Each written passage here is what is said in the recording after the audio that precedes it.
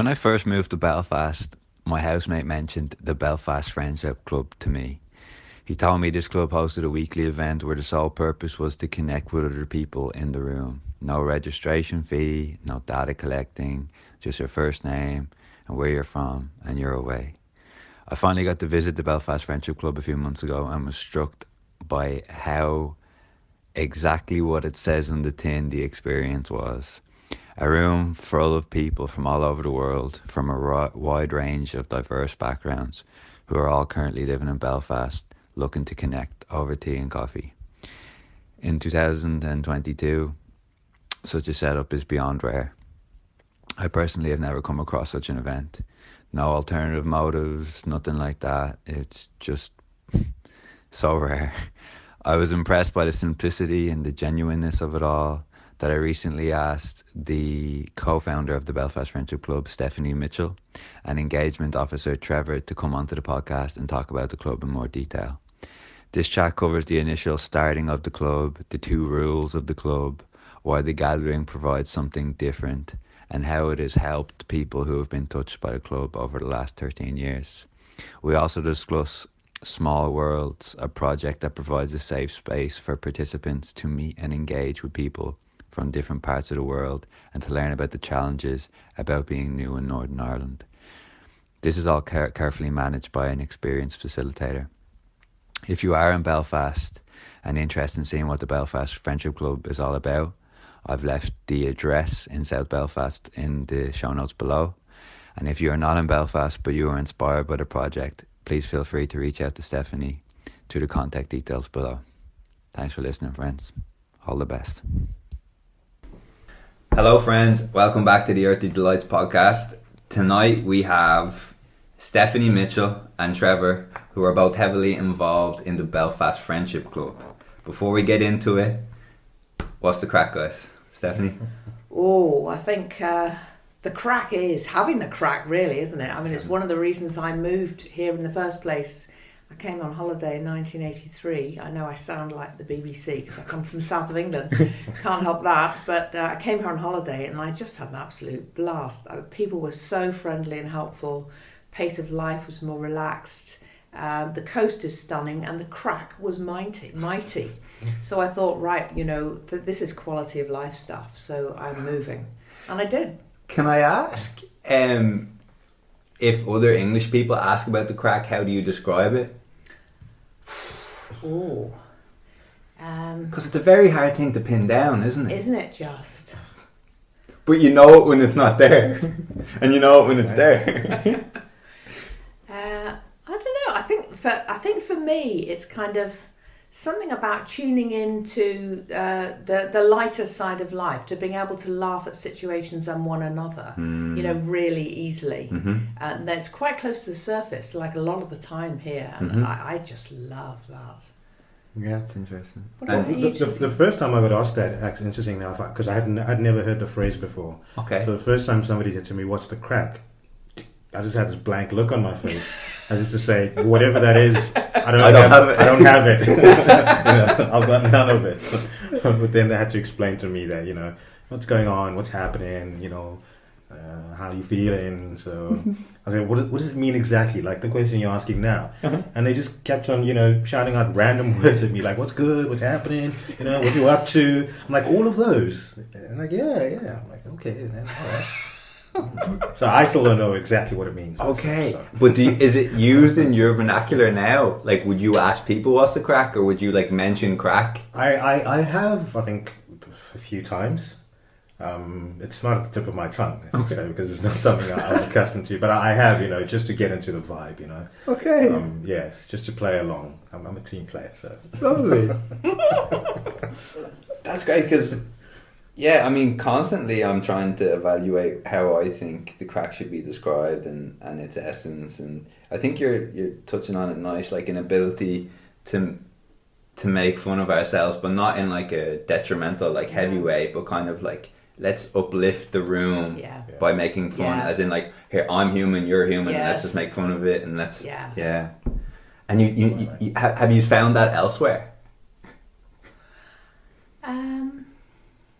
No, not for me. Yes, I have, but Okay.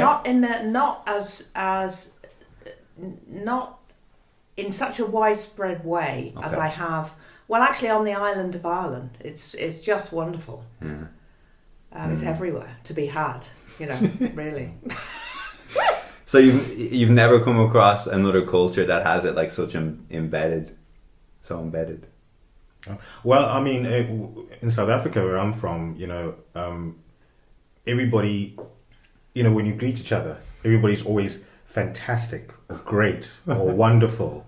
You know what I mean? Like, nobody goes, I'm all right, or, I'm getting on. Everybody's always wonderful and great and fantastic, Okay. Even no matter what sort of background they come from, no matter what they're going through, when you greet somebody, they just great. Great. And so was it tough for you to come here and see that people react to that question with like more authenticity, like more... Yeah, honesty? I mean, I remember there was a talk on radio once where it was a whole topic where they said, are Northern Islanders pessimists?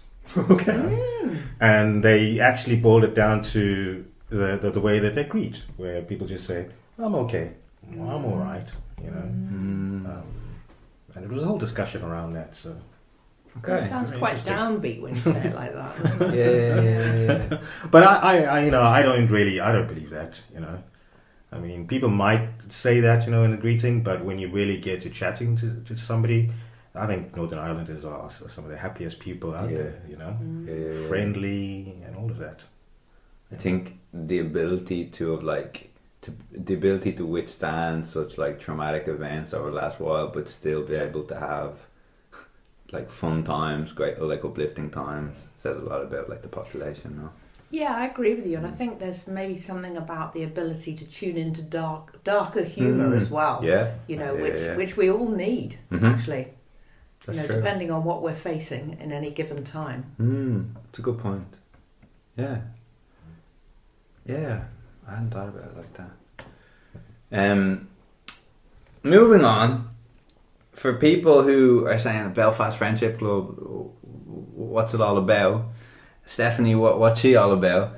Can you tell us a bit about yourself, how you came to get involved in the Belfast Friendship Club, and then you, Trevor, please? The Belfast Friendship Club found me. I think that's the truth, and I had been looking for something like that most of my life. It was started by my co-founder back in 2009 as a welcoming place where anyone who's new to the city from anywhere in the world, any walk of life, any kind of background or status or identity or anything else would be welcome. And that was also to include people who were indigenous to these islands as well. So when I walked in on week 2, I immediately felt like, oh yes, this is for me. Beautiful. And Trevor, can I ask? Well, I've been with the Friendship Club for what now? It's going for 4 years, but it feels like 10 because of all that's happened. Okay. All right. So, coming from South Africa as an asylum seeker, it was a pretty new experience for me. Coming into a city that I didn't know. So the Friendship Club for me happened at just the right time for me in my life. As you know, as an asylum seeker, you're not allowed to work, so you've got all the time on your hands, and you don't know what to do with it. Yeah. And it's not like back home where I've got all these friends I can just sort of call up at any time and have some good crack. So yeah, like I said, it came at a very, very crucial time. Look, I do have family here. My mother and my brother. Okay. But you can only take, your family in certain small doses sometimes. You know what I mean? Yeah. You want to go and do your own thing. I double down there. Yeah. You want to go and do your own thing. So, from one of the information centres, I was handed sort of a pamphlet or a booklet that had all these different sort of organisations in Belfast that you could go for, visits or for help or whatever the case may be. Mm-hmm. And the Belfast Friendship Club kind of stood out for me immediately. So I just did a bit of reading about it, and then one Thursday evening just decided, let me just take a walk and go see what it's all about, And there was Stephanie on the chair welcoming me, telling me the 2 basic rules. I got a name tag, and I was unleashed into the cafe, where I helped myself to tea, coffee, snacks, and immediately, I felt the vibe. You feel it as soon as you walk in. And I always say to Stephanie that no amount of reading upon, no pamphlets or anything can even come close to describing the kind of vibe, the kind of atmosphere that's there, and that was it for me. And I've been going there religiously ever since then for 4 years now. Yeah, you've got to be there, haven't you, Charles? Yes, you really you've got have. to be Yeah. there. There was a young guy who came in once. He was only he was about 16, local guy from actually quite close in North Belfast, and turned to me at one point. He said, "You can feel the love," and I thought, how right you are. Wow. That's amazing. And so for people just trying to wrap their head around, so Belfast Friendship Club is a weekly club or an event held for 2 hours. Yeah. And you mentioned the 2 rules. I want to get to the 2 rules very quickly in a moment. But just to double down on like the purpose behind the club, like where did you must have gone, right, Belfast needs this. What is this? Remember you said when Belfast Club found me, I was looking for something like this my whole life. Yeah. Can you try and explain a little bit for listeners to go, what is this? I mean, Trevor's touching on it, like the fact that you're coming in and you feel kind of like a sense of welcoming and love that you don't really get on average. Is there something else that you could just to kind of paint the picture even more vivid for people? I'll certainly try. Okay. Well, I think what I've been looking for is what many people are looking for, which is an opportunity to meet other people who come from all sorts of different kinds of backgrounds and all sorts of other parts of the world. Because it's such a rich and interesting environment, humbling even, you might well say, and to be able to do that in a kind of safely managed space where you have the freedom to just kind of make connections with people you perhaps wouldn't ever ordinarily come across. That's a wonderful thing. Yeah. And I just, I just sort of tune straight into that, I think. That's what I had been looking for all along, and I found it.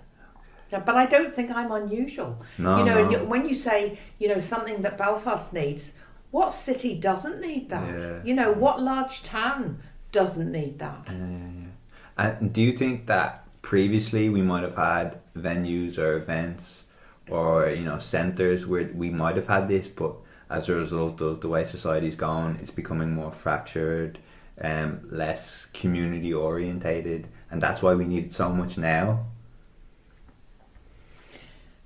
Do you mean in terms of our recent experience of the pandemic? The pandemic's definitely included of it, but even for instance, like when I listened to my dad talking about how he was growing up, he knew all of his neighbours. Yeah.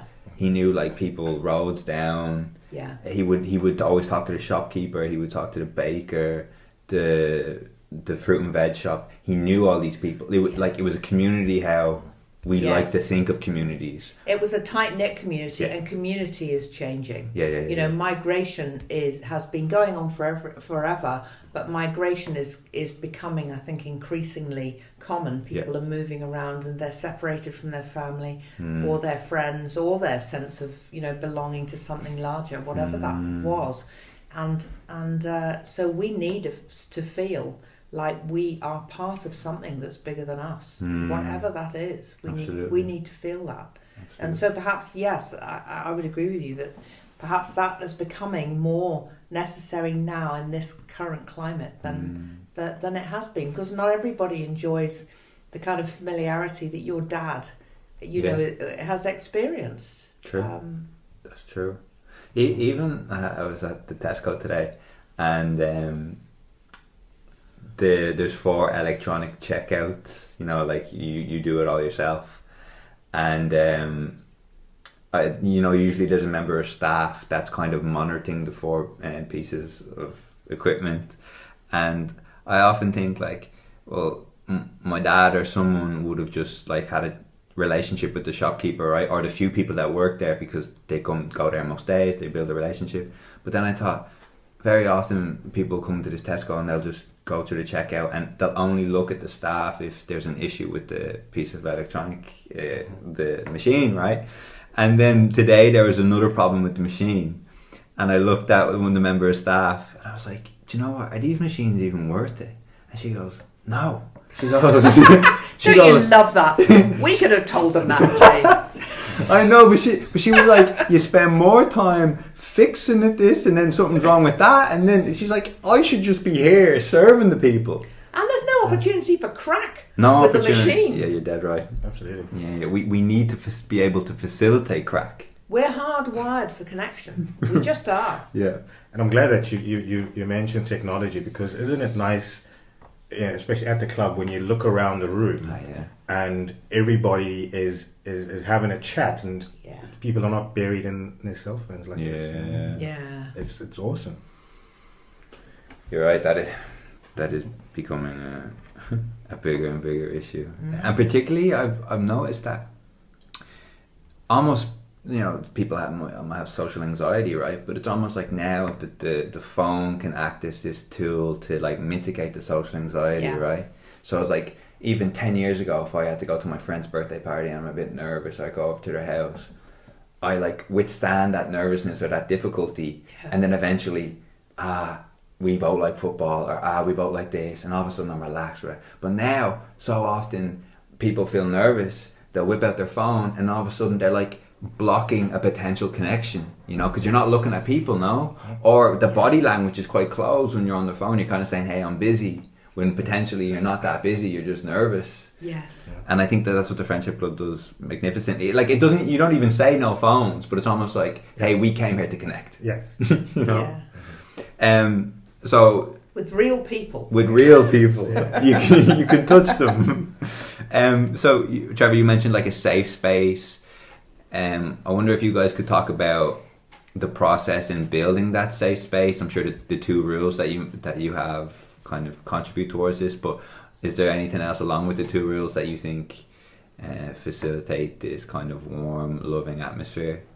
Because I'm sure it just doesn't happen. Or does it? Shall I do our rules first, Yeah. Do you want to, or I do? Oh, okay. He's asking me to do them. Okay, so there are many barriers to sort of safe, inclusive, and impartial space, but most of those barriers are actually invisible, and the two rules that we have make a big difference, and they are explained up front to every single person who comes in. So the first one is, it's not, we don't allow people to come to the Friendship Club looking for boyfriends or girlfriends, whoever they are. It's absolutely fine, kind of outside, anywhere else actually at all, but not at the Friendship Club. So, that is a safe space from that point of view. And that makes a huge difference because, when you think about it, where aren't you subject to that? Mm-hmm. Even in environments where you might not expect it, that might be a kind of an element. And the other is that we don't allow anybody to come with the intention to recruit for religious or political groups or organisations either. So the space is free of those two things. And that actually creates the freedom to kind of just be friends with one another as members of the human race. Yeah. And there's no alternative motive. Like there's no, if you're allowed to be there just for you, not to kind of succumb to an overarching religious organisation or political organisation, you are more likely to be able to say this thing that might not be agreed upon by certain organisations, right? You can kind of be yourself and then see how people react to that. How did the two rules come about, can I ask? Were they from the get-go? Well, I'll take that because I was there from the get-go, Okay. and I think that we'd had enough experience of those kinds of things happening to actually see firsthand the effect that it had. And of course, there must have been many opportunities when it did happen when we didn't even know. Because if that happens to somebody, say some young woman comes and she gets unwarranted attention from someone else that makes her feel uncomfortable, and she doesn't say anything to us, she may well not come back. Why would you? Yeah. Actually. Mm-hmm. And so we actually were aware that this had happened kind of a few times, and thought we need to be just absolutely upfront about it. Okay. And people, when we're explaining the rules, people kind of see the sense in it straight away. Yeah. Very often. Absolutely. They do, and sometimes they say, "I'm married," and I was like, "Well, that doesn't make any difference." So actually, it's a point at which we can have a bit of crack about it too. Yeah. Isn't it? Just the explanation around that. Well, I find it so anyway. And in terms of enforcing the two rules, is it difficult, or is it usually once you make the introductions clear in the two rules, 99% of the time people are going, okay? Well, apart from probably the stories that you've told me of it happening and having to have a little bit of a stern word with an individual, okay. Generally, as you say, people sort of catch get the idea and comply mostly. Correct. That's true, and I think when it does happen, or it's drawn to our attention, we would make a point of taking somebody offside so that no one else is aware of what's happening, and just kind of quietly but firmly saying, look, so and so is uncomfortable. This is the reason we don't allow. Blah blah blah. Perfect. I guess I think now might be a nice time. I mean, just before we started recording, you gave me some statistics about the Friendship Club from December. Yes. And just maybe for people to get an idea of like our snapshot. Yeah, snapshot. Yes, I did a little snapshot earlier today, and this is in December, just past December 2021. So we met relentlessly, as we usually do, and we met 5 nights over the month of December, and on average we had 31 people attending each of those occasions. We had a total of 24 newcomers who'd never been to the club before. We had 29 nationalities, and so our folks come from all over the place, Romania, Germany, South Africa, Malawi, India, Eritrea, Sudan, Afghanistan, Iran, Iraq, Yemen, Tibet, Sri Lanka, Syria, Morocco, Palestine, Kuwait, Poland, Vietnam, France, USA, Poland, Kazakhstan, Saudi Arabia, Spain, Kurdistan, Iraq, etc. We are from all over. We have all. We are. Yes, and we. So who are we? You might say. Well, we're a mixture of, and in no order of priority, we are a mixture of people seeking asylum, of refugees, of migrant workers, and also of folks who are indigenous to these islands, and those who are allowed to work in things like catering, childcare, hospitality, youth work, cartology, training for women, student support, translation, interpreting, cleaning, social work, unemployed, retired, project coordinators, policy advisors, academics, and more. So we're kind of from all walks of life as well as all over the world, and we're a very wide range of kind of faith backgrounds or otherwise, so Muslim, Christian, Buddhist, Hindu, atheist, agnostic, etc.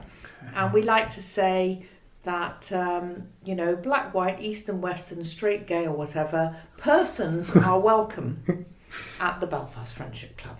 So if you're a person, you're welcome. So that's pretty inclusive, isn't it? Pretty much. It's funny because how often do you hear that? I guess what you're saying about this something new, like how often it's just like just you. Mm-hmm. You're a living person. You're good to come. You're good to come. Yeah, you are enough, just as you are. You can come and just be yourself. Do you think now might be a nice time to just share the recent email you received from someone? Absolutely. So guys, this is you can describe what happened. Yeah. Well, this is a young man who had come from Syria, and he had to leave the club last week for reasons that you'll hear, but he sent me this email. He's from, yes, I've already said he's from Syria. I've been living in Belfast for 5 months and a day. In the first period it was very complicated and difficult. I did not know anyone here.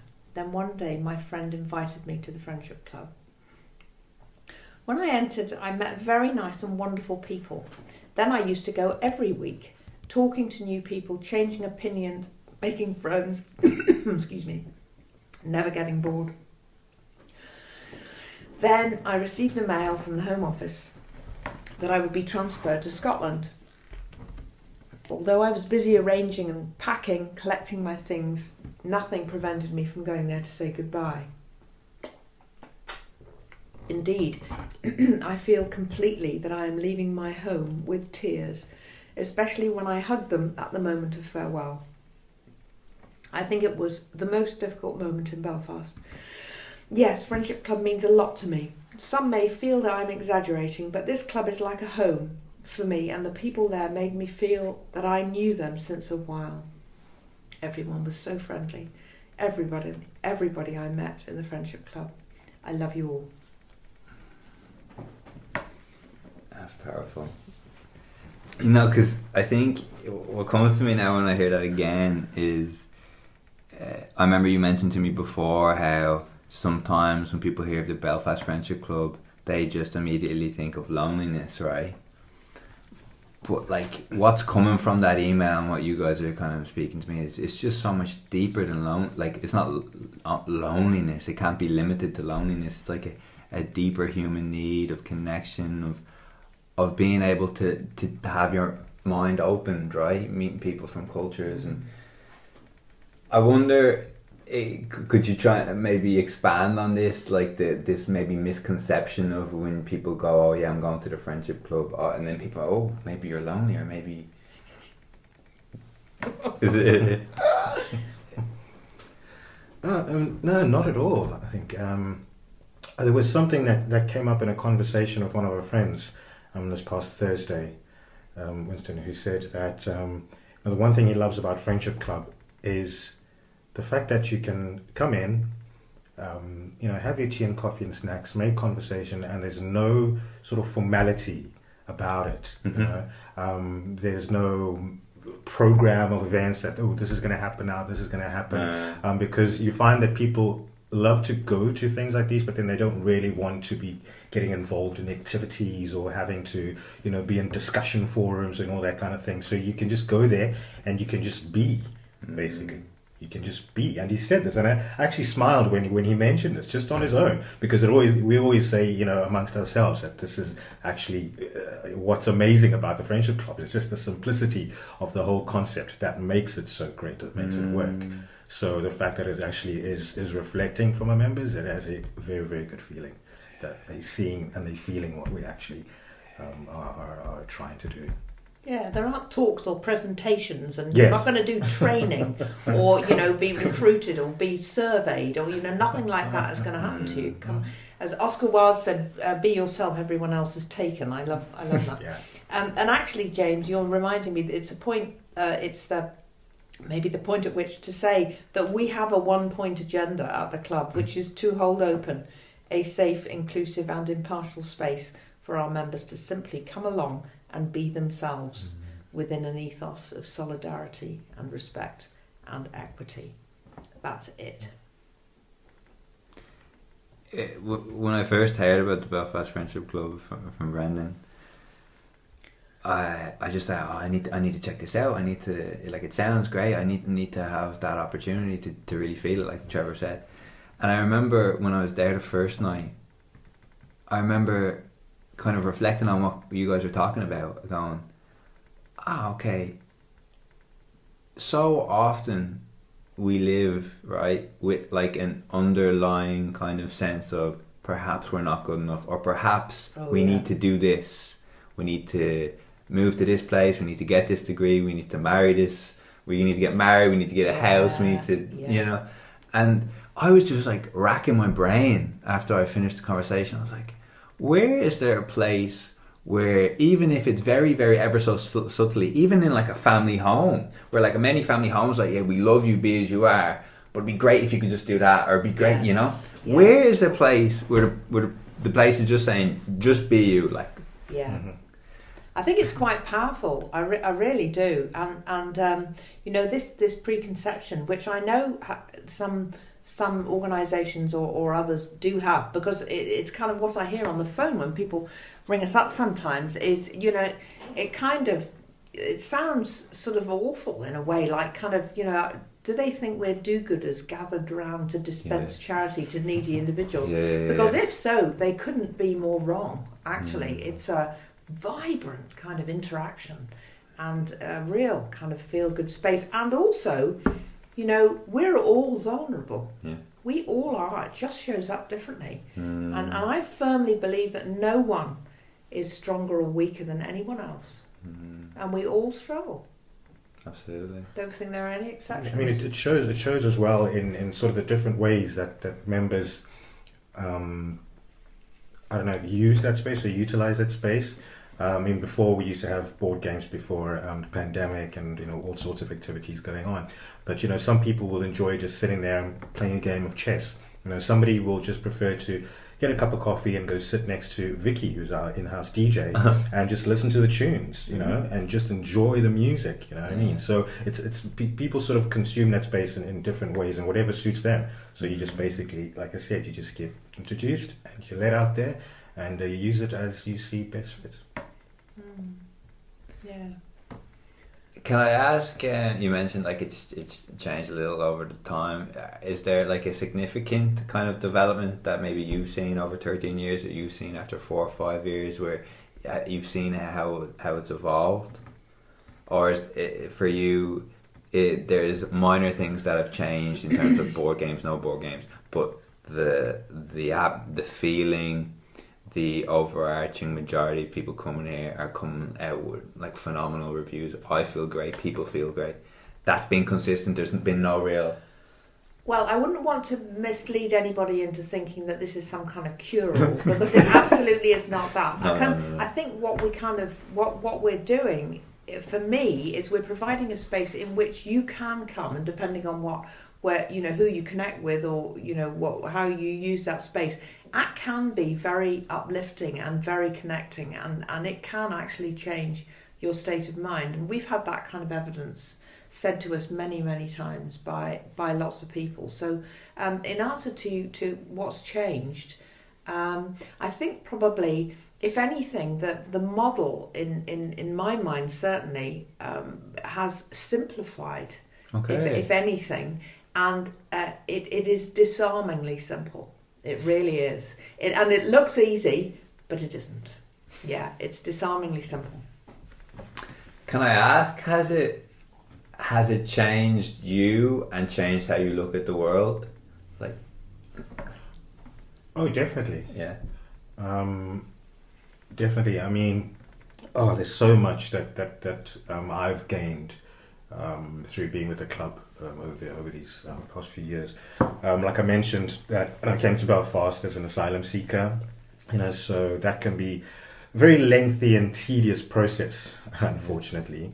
And you know, first and foremost, I found that, as Steph was mentioning, just some of the caliber of people that we have at the club, we could go to certain people and have conversations, you know, about the whole process, and you could get advice, you know, and somebody could guide you and say, oh no, this is how this works, you know, or expect this, or, you know, don't worry, this is going to happen when things are taking too long, or whatever. So you always had that kind of, I don't want to call it support system, but you had those friends, those kind of friends at hand who are knowledgeable in certain things, where you can always get those bits of information. And I'd say as well, my involvement in all the other sort of little branch off projects, the Friendship Club, it's not only just, you know, us on a Thursday evening. There's a few other things that I've been involved in as well. Something that we call Small Worlds workshops, where we basically go around all over Northern Ireland to community groups, youth groups, and talk about the countries that we come from. In a nice, relaxed sort of, you know, tables setting, and I've been involved with that. So it's I've travelled a lot, with it all around Northern Ireland. I've been to places where even my mother and brother haven't been to, and they've been here for quite a long time. Okay. I've been involved in something that we call Global Kitchen, for example. That is still on hold for now, obviously, for obvious reasons. But that involved us getting together every Wednesday and preparing a meal from the morning, and then having a feast in the afternoon, and inviting friends and guests to come and enjoy the food. And that was also a mix of cultures. So you'd end up with a banquet of dishes from Iran and Zimbabwe and South Africa and whatever the case may be. So that was really, really fun. And all the other sort of engagements that we do outside of the cafe. So for me, it's been really an enriching experience. Like I said, it came at just the right time. So it was always. It did good as well for my mental health as well. You know what I mean? Going through the asylum process meant that I can get involved with these activities and just take my mind off whatever is happening in the background. So it was a nice sort of escape and an oasis that I could just go to and not have to worry about anything else and just have again good crack. Beautiful. I think it's probably worth saying. Trevor's making me think that Thursday nights are the heartbeat that drives everything else, because we are we're run by the members for the members, and so most of the activity that happens outside of it actually happens at the sort of instigation of our members. Okay. And there's a huge amount of stuff actually that goes on. Our website gives a little glimpse into some of it, I think. Absolutely, and we'll leave the link in the show notes. Thank you very much. Yeah. One thing that just came to mind, so basically one thing that's been preoccupying my mind for the last few weeks is kind of othering, and how very often when we other people, this is just a consequence of us not really communicating with this kind of idea of other, right? Or idea of that person's different to me, they look at the world different to me, I'm a bit afraid, so I'll other them, I'll kind of discriminate, dehumanize. And I'd be hard pressed to think of a better example of the Belfast Friendship Club, where it's an open invite, because you could come in and you might not even acknowledge that you have a bit of a bias against people from like Islamic traditions, for instance, or cultures that you're not familiar with. And I think one of the only ways in which we can become like a really more cohesive society is more events like the Belfast Friendship Club, where you can just meet this person and learn about their culture and learn about their food and realise that, as Steph was saying, like we have way more in common than we have, Always, and actually that's exactly the reason why we started Small Worlds back in 2009. Okay.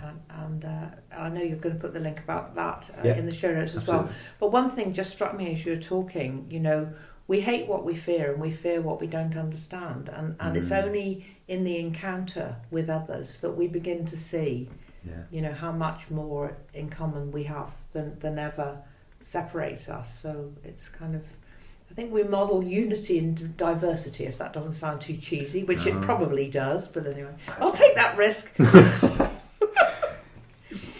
I'd be interested to know, have you guys felt a difference in terms of local approach or openness to non-locals in Belfast over the last 5-10 years? Like, do you feel that, because I mean, I'd say it's difficult because you guys are consistently coming to this place where it's integration, where it's openness, where it's learning about different cultures. But I wonder, like, a bit more broadly, do you almost feel like, yes, I think as a city we are becoming a bit more integrated, a bit more open-minded? Trevor? I would say yes. Okay. I mean, I know it's only been 4 years since I've been in Belfast, but according to what I've been told, I mean, my mother used to tell me that when she first started working in the city, It would be very rare to see, a person of color, whether in the streets or whatever the case may be. But even in my 4 years, I think I've seen a huge difference in terms of cultural diversity, in the 4 years that I've been here. And I'd say there's definitely a difference. Great. More integration, as you say. Great. Mm-hmm. That feeds me with some optimism. Steph, can I ask you the same question? Do you like? I say it's hard for you because like you're in this world, right, of integration and unity. But I'm sure also maybe we're all in a little bit of a bubble, right? In the work, the places we work, the people we communicate, and maybe your bubble is quite an uplifting bubble. Well, I think it's tempered by small worlds, to be honest, because that takes us out into the community all over the place, and in at all kind of levels of society, kind of from the 7-year-olds upwards, and I am very, I'm quietly optimistic. I think attitudes are changing. They're changing slowly, probably, because attitudes do change slowly. They don't change overnight, and I think that an awful lot of the work that's being done, with young people is very hopeful. Okay. And they are, I think, yes. No, I'll just leave it there. I think, yes, I am hopeful in terms of what that is sort of showing.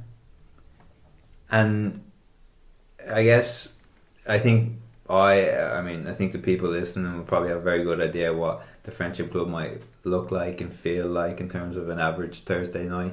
Maybe could you tell us a bit more about like what an average small world event looks like, and if there was like any significant kind of, like you said, opinions change over time, right? But also there's probably times where you have someone from rural Antrim or rural Down and they meet someone from South Africa and they think, oh my God, like I thought this about South Africa. Actually. So, but could you tell us, like, so Trevor, for instance, when you're working in small worlds, can you just tell us just like an average day? Yeah, that'd be great. Thanks. I think when it comes to small worlds, and one of the most difficult questions I think Steph would ask me is, do you prefer working with the youngsters, the youth groups, or the grown-ups? Okay. It's difficult in the sense that it's two very different conversations and two very different experiences, where you find that the young ones will be very interested, probably be interested about your culture, the wildlife, the animals are always a big hit with the young ones, and they're very, they're always asking those kind of questions. Whereas with the grown-ups, conversations are different in the sense that because most of them wouldn't know the histories of certain countries and the general backgrounds of the countries, then they will, dive into the politics, and touch on things like that. So it'd be a different kind of engagement, though interesting as well, So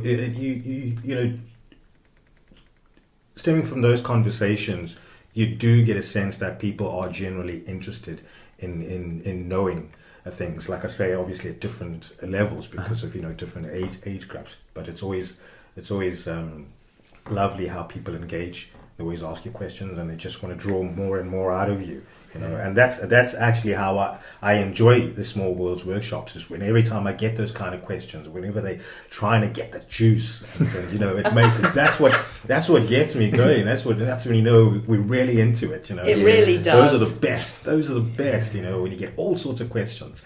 Like pure curiosity, right? Yes. And we like to leave people wanting more. Yeah. So, in answer to your question, what the format is, I think that's partly what you want to know as well, James. Yeah. The format is we arrive in as a kind of. We're a bit of a roadshow, really, aren't we, Trevor? So we arrive in as a kind of very closely knit unit. We're all from Belfast Friendship Club. We all know each other. We hang out in all sorts of different settings and do all sorts of different things together. So we're pretty familiar with one another.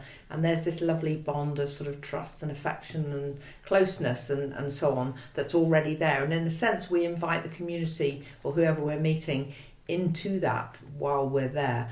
But basically, the 4 table hosts, of which Trevor has described he's one, take a table each, and then the audience is divided then into 4, and those tables are hosted by members of the club who are from different countries and very different kinds of backgrounds and life experience, and then each group have a chance of just a short while, 15-20 minutes, to actually have a meaningful encounter with that kind of different life, and look at images from that life and ask questions in a safely and very carefully managed space before the audience then rotate around these small worlds until they have travelled around the world in a way via 4 countries.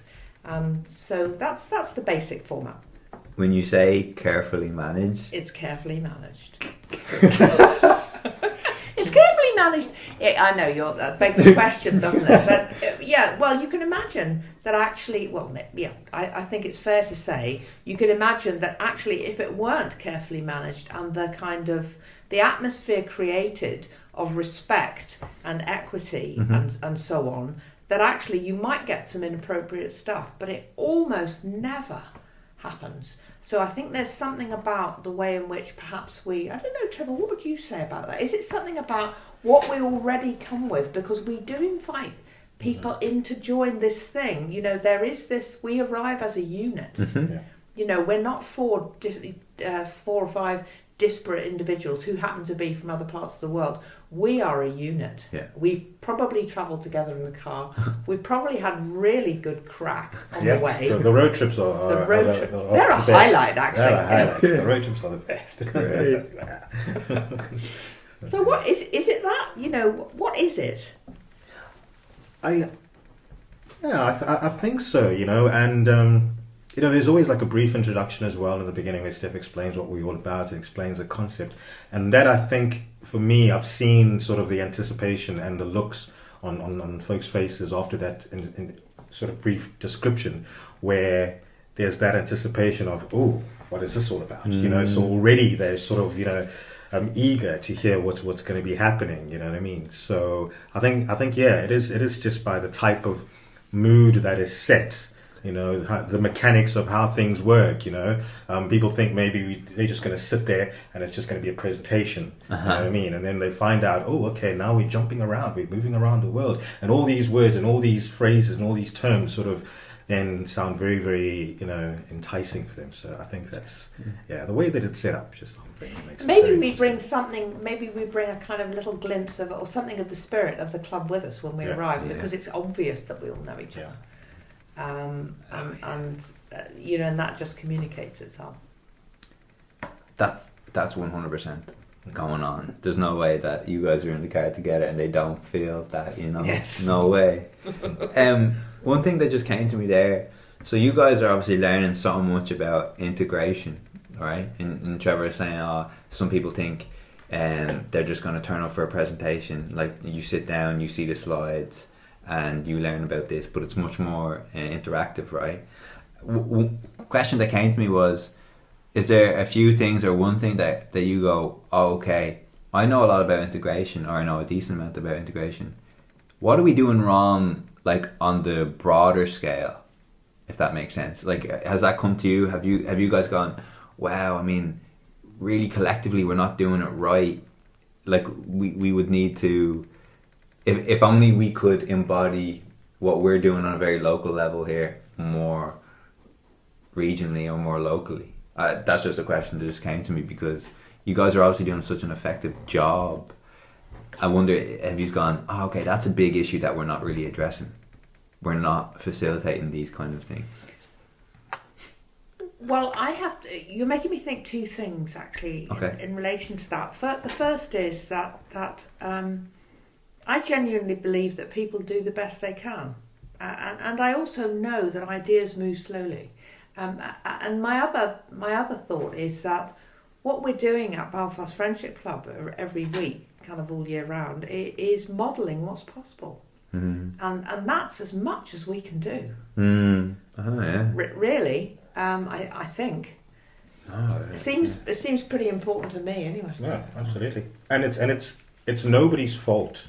Out there, because as you always say, we know what we know, and we don't know what we don't know. We grow up living our lives this way, and because we're not exposed to certain cultures, not exposed to people of different races, then that's just the life we know. You know what I mean? Not because we're actively trying to block anything away from us, but it's just we haven't been exposed. So that's, I think, again leads back to what Stephanie was saying about the young people, that there is some hope there. That I think changes are coming with them.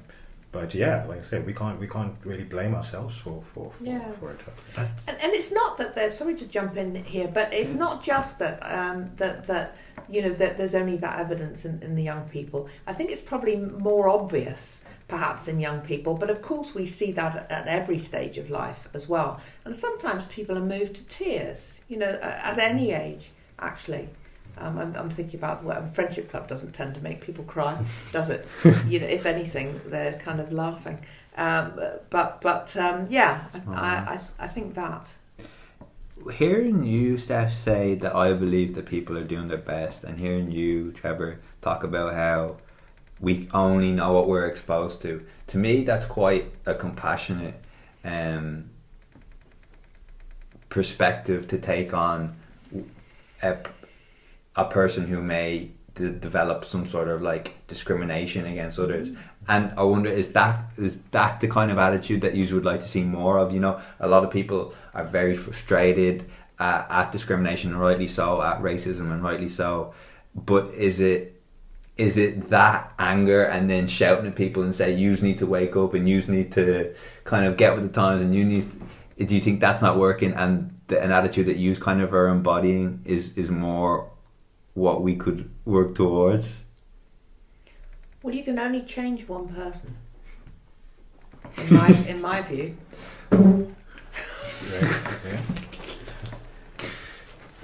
I like that.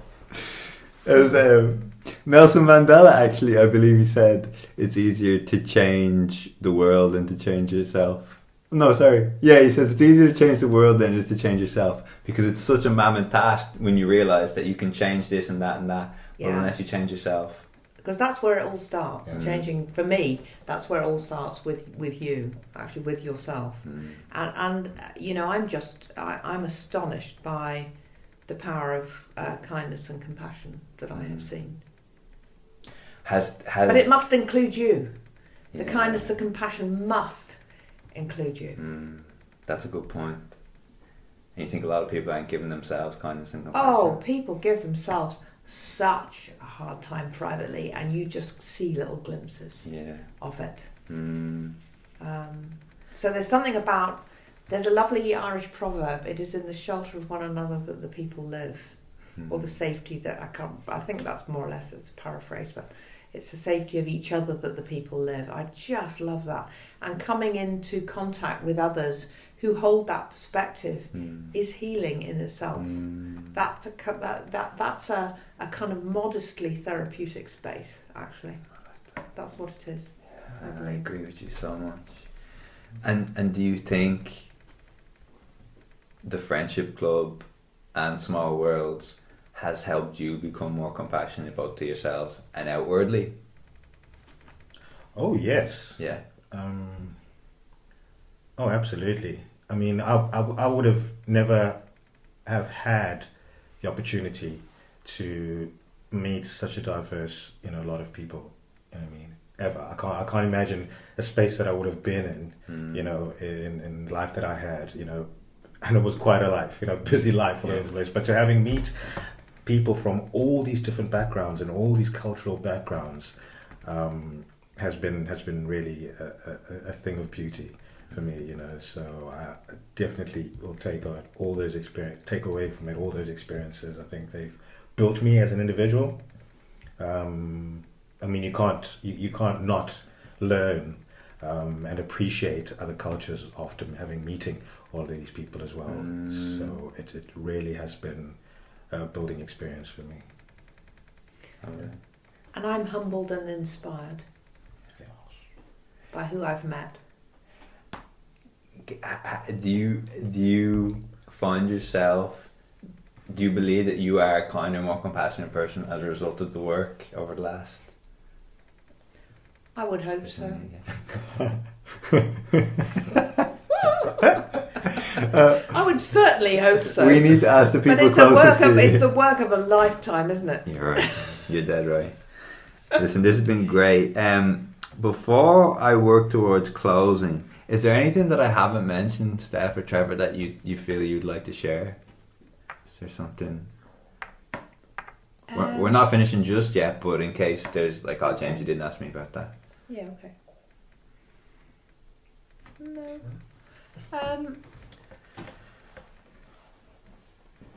No, I don't think so. Other than I think it's probably appropriate to share kind of the overarching vision that I have for this work, which has been sort of developing in my head for years now, and it's kind of very simple in a way, and it's very huge in another, which is to inspire as many such initiatives as possible wherever possible. That's my vision, and everything I try to do falls under that umbrella. And for people listening saying, Steph, hey, I am inspired. I really like the work that you guys are doing. I would like to do something similar. I would say if you have what my sister would call an inner nudge, which I love, is an expression I love, then honour that and act on it in some way. Okay. As I mentioned before. If not you, then who? I love it. As I mentioned before, there will be links in the show notes if you just want to get in contact with Steph. Guys, we always end the podcast by asking the people how do they look after or take care of their mental health. Are there things that you guys go, oh, I got to do that at least daily or weekly to kind of to help me in that regard? Well, it probably sounds a bit arbitrary or what, but music is definitely my thing. And it's not, I mean, I do have favorite artists or, genres that I like, but I always try to listen to new stuff all the time. Like I got my headphones on in public, but I don't know the lyrics to most songs because I'm never listening to certain songs like on a regular basis. I'm always just moving on, and moving on and moving on. You know what I mean? So every time I see something, I will just click on it and just to see what it's like, and then just keep discovering new stuff, and that just keeps me buzzing a lot of the times. Yeah, great. Definitely music.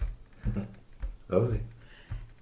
I think for me, to sort of just remember or remind myself that people do the best they can, including me, and that however I might feel, kind of in the moment, that feelings aren't a reliable guide to action, and that everything passes.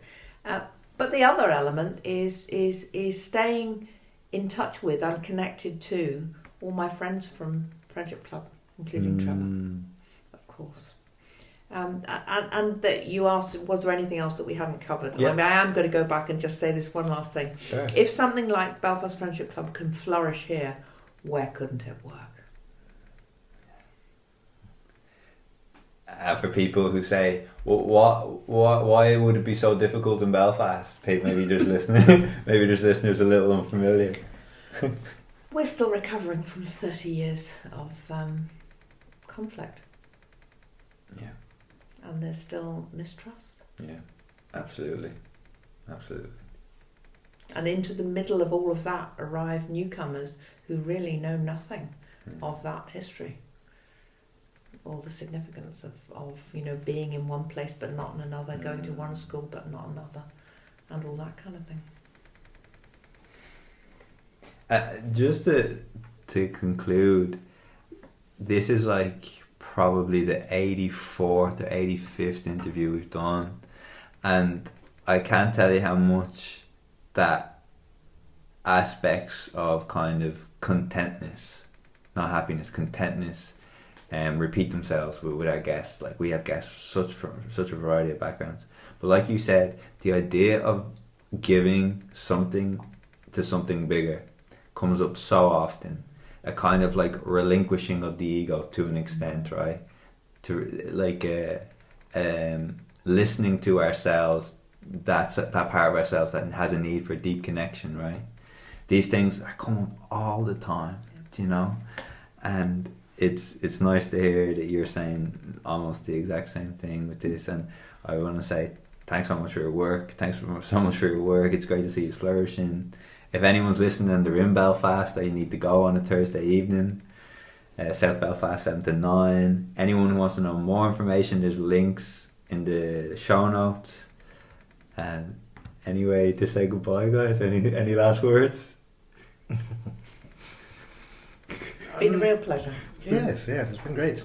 Just, in the back of your head, whenever you're out there seeing someone who's different from you, just, always just give it some thought that there's always a story behind, a face. You know what I mean? Everyone has a story to tell. Hi guys, thank you for listening to the podcast. Please don't forget to subscribe and leave a 5-star review if you haven't already. Every review helps us climb the podcast charts so that even more of you can listen to our amazing guests. We really appreciate the support. Remember to tune in next week, but until then, keep safe and have a good one.